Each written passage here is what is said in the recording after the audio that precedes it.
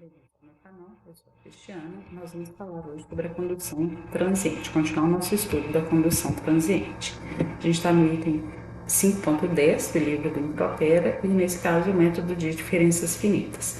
Nas análises anteriores, nos vídeos anteriores, a gente falou sobre o método da capacitância global, que é um método simplificado que assume que a temperatura de um sólido não varia espacialmente.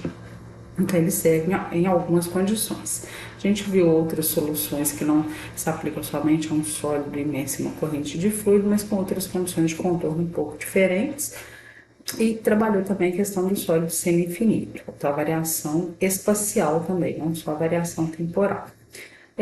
Agora a gente vai para o método de diferenças finitas, que é um método mais aplicável para virtualmente, qualquer condição de contorno e qualquer geometria. Claro que esses métodos numéricos, eles podem ser aplicados a todos, mas quando começa a complicar demais, a gente passa a usar ECOPS, são os códigos computacionais. Bom, então nós vamos avaliar problemas em regime transiente e no vídeo de hoje eu vou me restringir ao método explícito. No próximo vídeo eu falo sobre o método implícito. Então, nós vamos analisar a transferência de calor bidimensional. Então, aqui tem um domínio. Esse domínio é dividido em uma série de volumes de controle infinitesimais. E aí, aqui a direção X, a direção Y, e a gente tem os parâmetros inteiros M e N. Então, o centro, o encontro de duas linhas seria um ponto nodal, M, MN, então M na direção X, N na direção Y. Quando eu ando na direção X, eu avanço com M de 1. Então, M mais 1, mas mantendo N, aqui, volto para trás, M menos 1, N. Da mesma maneira, quando eu ando na vertical, eu mantenho M constante e aumento N. Então, M mais 1, N menos 1. E da equação da difusão de calor, já é simplificada, propriedades constantes, condução bidimensional, sem geração inteira. Então, fica sendo essa equação. O método é o mesmo método que a gente usou no capítulo 4. Então, eu vou dividir o meu domínio em volumes de controle infinitesimais, vou escrever a equação para cada um deles e vou aproximar as derivadas por diferenças. Então, a gente viu no capítulo 4 que as derivadas espaciais elas podem ser simplificadas, ou aproximadas usando o seu esquema de diferenças centrais. Então, foi reduzido anteriormente, então a derivada de segunda ordem em x vai ser t da direita, o t mais o t da esquerda, menos duas vezes o t do ponto que a gente está avaliando, vezes o delta x ao quadrado. Da mesma maneira, quando eu avalio a derivada na direção y,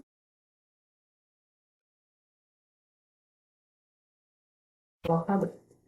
Bom, e aí fica faltando a derivada temporal, que é o que a gente precisa fazer. Então, nós precisamos fazer essa discretização temporal.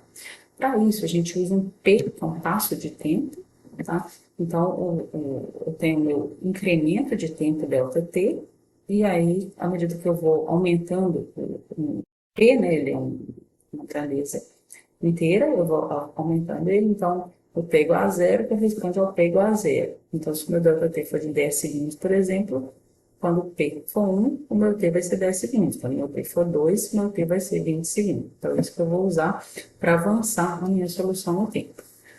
Bom, então, eu aproximo a derivada por uma diferença.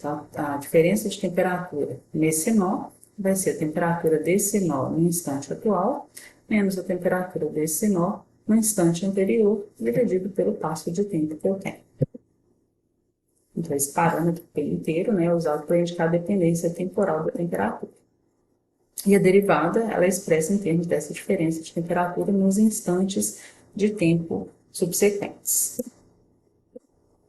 Então, essa equação, quando eu aplico as minhas derivadas, ela fica dessa maneira. Então, 1 sobre alfa, em propriedade, a derivada temporal, que é o que a gente acabou de ver, e as derivadas espaciais. É interessante aqui, ou importante, a gente avaliar o seguinte. Quando eu estou fazendo a derivada, a minha derivada temporal, eu tenho que fixar o ponto onde eu estou. Então, se eu quero avaliar a derivada temporal nesse elemento, a temperatura desse elemento no instante atual menos a temperatura desse mesmo elemento no instante anterior. A derivada espacial, que seria d2t dx2 e d2t dy2, eu tenho que fixar o intervalo de tempo no qual eu estou avaliando. Então, nessa derivada aqui, todas as temperaturas estão avaliadas em um tempo t que está indefinido ainda. Então, aí que vem a diferença do método explícito e do método implícito. No método explícito, essas derivadas são avaliadas no instante de tempo anterior, ou seja, o instante de tempo em que a gente conhece essas temperaturas. Então, no lugar desse tzinho aqui, que é um tempo indeterminado, eu vou sempre colocar p. Então, todas as temperaturas, né, serão avaliadas no instante de tempo anterior. Vou repetir a equação, né? Para simplificar essa análise, a gente vai pegar o seguinte, ó, esse alfa e esse ΔT, eles vão passar para o lado de cá multiplicando. E a gente vai trabalhar com uma malha uniforme, no qual ΔX é igual a ΔY. Então, esses termos todos vão ficar multiplicados por esse parâmetro, que é chamado de número de Fourier, que a gente já, inclusive, viu anteriormente. Então, reescrevendo essa equação, isolando a temperatura do nó de interesse no instante de tempo atual, eu chego nessa expressão. Então, isso tudo aqui está multiplicado pelo Fourier. Então, as temperaturas dos nós vizinhos, menos 4 vezes a temperatura do nó Mn, mais esse 1 aqui. Então, a gente chega nessa expressão. Para um sistema unidimensional, a equação fica ligeiramente diferente. Ela vai ficar, obviamente, né, se eu estou variando em x, desaparece a dependência do n, então os termos todos da derivada de segunda ordem desaparecem, da derivada de segunda ordem em y desaparece. Então esse 4 aqui vira 2 porque eu só tenho esse 2, eu não tenho esse e esse. Então a equação assume essa forma. Bom, então para um sistema bidimensional, repetir a equação com 4, eu tenho isso daí. Qual que é a conclusão que a gente chega? Se eu quiser encontrar a temperatura desse nó no instante atual, se a gente observar bem a equação, ela depende só das temperaturas dos vizinhos no instante anterior, que a princípio eu conheço. Então eu chego no sistema de equações algébricas. Se eu quiser saber só essa temperatura, se eu conhecer todas as vizinhas no instante anterior, eu consigo, eu não chego em um sistema em que a temperatura de um nó depende da temperatura do nó vizinho no instante atual. Depende da temperatura do nó vizinho somente no instante anterior, que eu já conheço. Então, a minha solução é um sistema de equações algébricas. Conhecendo, né, a condição inicial, ou seja, no tempo igual a zero, que corresponde a P igual a zero, eu consigo determinar isso tudo aqui. É importante lembrar que, como é uma equação de segunda ordem, nas coordenadas espaciais de primeira ordem do tempo, eu preciso de duas condições de controle para cada direção e uma condição inicial, só uma condição inicial, porque ela era uma derivada de primeira ordem no tempo. Então, a condição inicial é a temperatura de todo o domínio no tempo t igual a zero. Então, considerando que eu conheço essa condição inicial, eu já conheço todos os t's em t igual a zero e consigo determinar a temperatura. Eu uso essa equação para todo o meu domínio e encontro todas as temperaturas.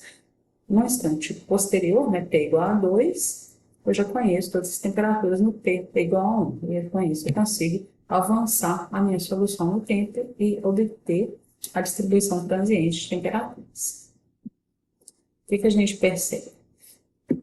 Quando eu tenho uma malha mais refinada, ou seja, maior número de volumes de controle, eu consigo uma maior acurácia na solução. Por quê? Porque é mais correto ou mais próximo da realidade eu aproximar a derivada por uma diferença. Quanto menor a distância entre os pontos, mais próximo de uma reta vai ser essa variação. No entanto, eu vou gastar maior tempo computacional para resolver, porque eu vou ter um maior número de volumes de controle para trabalhar. Nesse caso, o meu ΔT, intervalo de tempo, tem o mesmo processo. Se eu pegar uma malha refinada no tempo, quer dizer, o meu ΔTzinho é pequeno, se eu quiser saber a solução no final de 5 minutos, se eu uso um passo de tempo de 1 minuto, eu tenho que resolver 5 vezes. Se eu trabalho com 10, eu tenho que resolver com 30 segundos, né? Eu tenho que resolver 10 vezes. E assim sucessivamente. Quanto menor o meu ΔT, maior o número de equações que eu vou ter que resolver. E no caso do método explícito, a escolha desse ΔT é feita por questões de estabilidade. O que isso significa? Que essa solução é uma solução relativamente simples, principalmente quando a gente fala em gasto computacional, porque são equações algébricas. Então, ela é uma solução muito simples, só que ela é uma solução que é limitada pela estabilidade. O que isso significa? Que ela não é incondicionalmente estável. Eu não posso escolher qualquer ΔT e achar que a minha solução vai convergir. Dependendo do valor do ΔT que eu pego, ela pode não levar a resultados corretos. A condição para eu ter estabilidade na minha solução é que o coeficiente desse parâmetro tem que ser sempre positivo. Então, se eu pegar a malha unidimensional, por exemplo, essa seria a minha equação. Então, qual foi o coeficiente de TNN em no instante anterior? Seria isso aqui, 1 menos 2 Fourier. Ou seja, 1 menos 2 Fourier tem que ser positivo, isso significa que o Fourier é menor que meio. Se a gente volta, né, no resgate do que é o Fourier, a gente vai ver que ele depende do ΔT, e com isso eu consigo determinar qual tem que ser o meu intervalo de tempo. No slide anterior, eu mostrei para a malha unidimensional e agora eu tenho para a malha bidimensional. Então, no caso aqui, o Fourier tem que ser menor que 1/4. O que é o Fourier? Alfa delta t sobre delta x ao quadrado. Isso significa o quê? Se eu defino meu ΔX, então, de acordo com a minha malha, eu consigo achar qual tem que ser o menor valor de ΔT possível. Ou o máximo, né? Porque o ΔT tem que ser inferior a esse número. Então, eu defino qual é o maior que eu poderia trabalhar para garantir a estabilidade. A conclusão é a seguinte: eu defino a minha malha, eu defino meu ΔX. Tá? Com esse ΔX, eu acho meu ΔT. Mas quanto menor o meu ΔX, isso significa que o meu máximo ΔT vai ser menor ainda. Então, quanto mais refinada a malha, mais refinada a malha temporal tem que ser também, o que às vezes pode inviabilizar a solução. Bom, nós fizemos a análise, né, para um volume de controle, considerando que ele era um volume interno, ou seja, que havia elementos vizinhos o tempo inteiro. Mas se eu pego um elemento de fronteira, isso não é verdade. Então, como é que a gente faz para resolver o problema? Eu tenho que fazer um balanço de energia. Tá? Então, deixa eu ver se tem um desenho. Imagina o seguinte, para o nó T1, eu conseguiria fazer essa análise, porque ele tem como vizinhos, né, o nó T0 e o nó T2. O T2 é a mesma coisa, eu tenho T1 e o T3. Mas para o nó T0, eu não posso fazer isso, porque eu não tenho um nó T-1 do lado de cá para poder fazer essa análise e usar aquela equação. Então, essa análise tem que ser feita utilizando desenvolvendo um balanço de energia. Tá? Então, vou voltar aqui. O que a gente assume? Que os fluxos de calor estão sempre entrando no nó. Então, o balanço de energia é energia que entra, menos energia que sai, mais energia gerada, é igual a energia acumulada. Como todos os fluxos de calor estão entrando no nó, eu não tenho energia saindo. E ele está considerando que pode haver uma geração inteira. Então, para o nó da superfície, que seria aquele nó zero, o que eu teria? Calor, vou ter que colocar no desenho. O calor, ele está entrando aqui por convecção do lado de cá e por condução do lado de cá. Então, o calor que entra por convecção, ele é governado, né, a equação é a lei de resfriamento de Newton, HA vezes a diferença de temperatura. Então, eu tenho HA, tem infinito, menos T0. Importante que, como eu estou no método explícito, a temperatura do nó zero tem que ser avaliada no instante anterior. Fluxo de calor por condução. Ka, ΔT, sobre ΔX. Então, Ka, onde A é a área perpendicular à direção da transferência de calor, a diferença de temperatura, então T1 menos T0, dividido pela distância entre eles, que no caso é ΔX. Aqui também, ambos avaliados no instante de tempo anterior. Isso tem que ser igual à energia acumulada, que seria por V de volume, C de calor específico, ΔT, variação de temperatura, dividido pelo ΔT do tempo. Então, ρ é a densidade, está ali, C calor específico está ali, o volume é o volume do meu volume de controle. Então, seria ΔX sobre 2 vezes a área. E a diferença de temperaturas no tempo. Então, a temperatura desse nó no instante atual menos a temperatura desse nó no instante anterior. Se essa equação for reagrupada, né, para isolar, para encontrar a temperatura, então T0 de P mais 1, me daria isso daqui. Esses parâmetros todos aqui, ó, essas variáveis nesse agrupamento, pode ser interpretado como isso. Então, 2 vezes o número de Biot vezes o número de Fourier. Então, eu chego nisso daqui. E o número de Biot, H, L, no caso, é a dimensão de referência, que seria ΔX, dividido por K. Para esse caso, o meu critério de estabilidade, ele segue o seguinte, ó, esse coeficiente aqui, ó, tem que ser positivo. Então, 1 menos 2 vezes o Fourier menos 2 vezes Biot vezes Fourier tem que ser positivo. Então, isolando, eu chego nesse critério. Mas, no começo, né, a gente estava trabalhando com uma malha toda uniforme, então a equação para os volumes internos era sempre a mesma, e aí eu tinha que o coeficiente da temperatura daquele nó no instante anterior era igual para todos. Só que agora o que a gente viu é que a equação para o nó de fronteira foi diferente. Então, o ΔT que eu vou encontrar aqui, muito provavelmente vai ser diferente do ΔT que eu encontrei para os nós internos.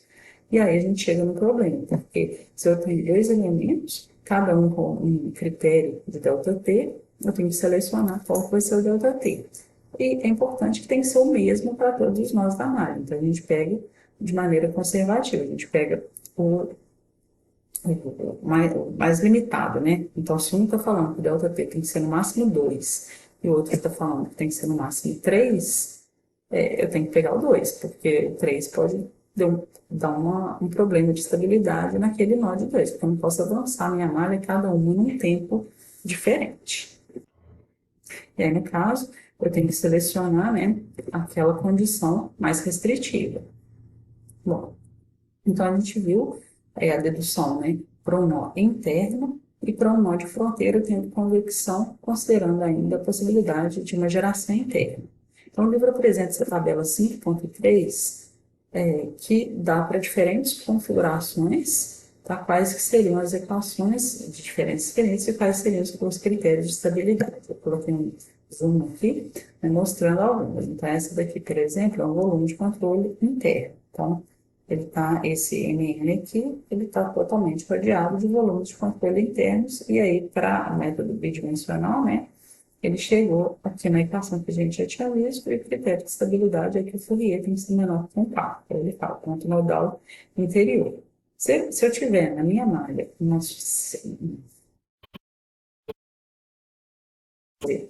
ele está rodeado aqui, ele está cortado aqui no meio, né, tem um fluido trocando calor por convecção, a expressão seria essa. Então, ponto nodal no vértice interior com convecção. E o critério de estabilidade seria esse. E a gente tem diversos outras possibilidades. Eu sempre prefiro obter a equação por balanço de energia, que tem menos chance de errar, que a gente está fazendo a coisa. Eu gosto de ir fazendo e entendendo o que eu estou fazendo o tempo todo. Fica muito mais fácil do que ficar pegando equações prontas que podem estar limitadas. Por exemplo, aqui olhando, a gente não vai saber falar se tem geração, se não tem, então acaba ficando um pouco mais complicado, tá? Mas, para quem não gosta, né, tem aí a tabela do livro. Bom, então, esse vídeo de agora, né, foi referente ao método explícito. No próximo vídeo, a gente vai falar sobre o método implícito. Lembrando que isso tem a ver com um instante de tempo em que as derivadas espaciais são obtidas. No método explícito, a gente avaliou essas derivadas no instante de tempo anterior. No método implícito, a gente avalia essas derivadas no instante de tempo atual. Bom, era isso. Espero que tenha ficado claro. Obrigada.